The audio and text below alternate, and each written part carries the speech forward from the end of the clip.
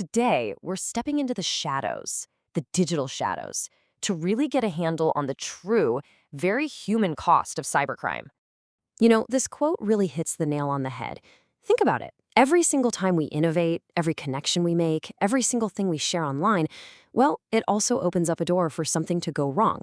It casts a shadow. So let's really dive into what that means. Right. So when we say cybercrime, it's so easy to just think about, hackers and code and servers. But it's so much bigger than that. What we're really talking about is a social phenomenon. It's this unavoidable, kind of dark reflection of all our digital progress. It's this harmful side effect that lives right inside the connections that basically define our modern world. Okay, but this big, abstract idea, it has some very real consequences for actual people. So let's pull back from this huge global network view and focus on just one person.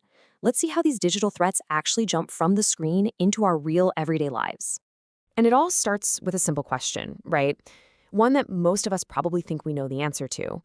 But the reality? It can be just shockingly simple.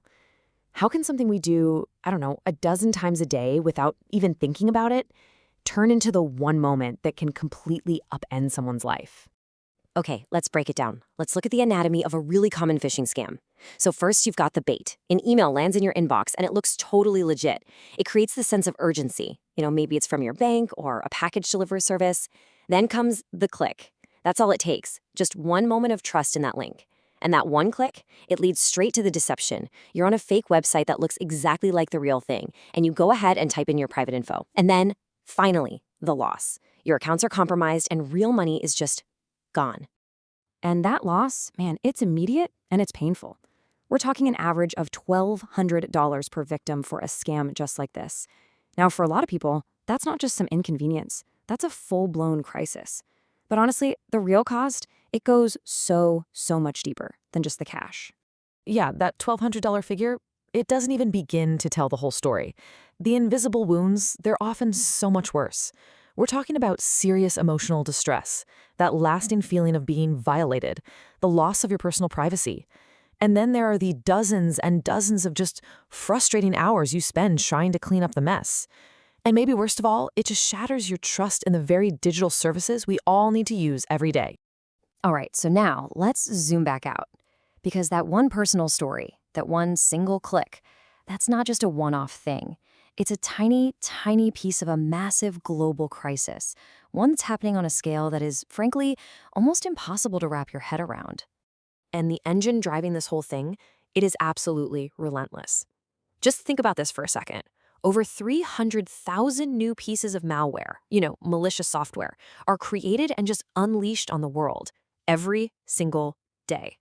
And what's all that malware looking for? It's hunting for our data. Get this. In just one recent year, a staggering 33 billion data records were breached. That's billion with a B. To put that in perspective, that's more than 4 records for every man, woman, and child on the entire planet. All of it just out there, exposed, ready to be used against us. And all of this leads to a number that is just mind-blowing. By 2025, the projected annual global cost of cybercrime is expected to hit $10.5 trillion every year. Now, that number isn't just stolen cash. It includes everything: ransom payments, lost productivity when businesses get shut down, the massive cost of repairing systems, and, trying to repair a damaged reputation. This is a truly world-altering economic force. And to really, truly get a feel for how huge $10.5 trillion is, just look at this comparison. That's more money than the entire economies of Japan and Germany combined. Let me put it another way. If cybercrime were its own country, it would have the 3rd largest economy on Earth, sitting right behind the US and China. That is the unbelievable scale of the problem we're up against. But again, like we saw with the personal cost, the true price has 2 sides. Sure, there are the direct costs we can count, the stolen money, the fees to fix everything, but it's the hidden social costs that are really hurting us in the long run. We're talking about the slow erosion of public trust, the increased anxiety and stress we all feel. It even stifles innovation because companies and people just become too afraid to try new things online. So where does that leave us? Well, it brings us to a new reality. We have to figure out how to live with these digital shadows. Because the hard truth is, they aren't going away.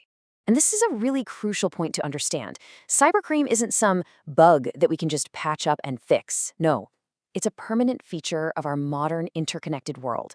For as long as we're all connected to each other, this shadow is going to be there.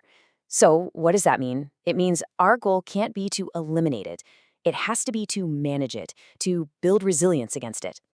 And really, that's the heart of the whole thing, isn't it? The true social cost, it isn't just about the money that's lost or the data that's stolen. It's about how we are all being forced to change, how we behave, how our society functions, and even how much we trust each other, all in response to this constant, lingering threat. So, I'll just leave you with this one final thought. As we keep building this incredible, amazing, interconnected digital future, what parts of ourselves are we leaving behind in the shadow? What essential pieces of our open, trusting human nature are we being forced to sacrifice along the way?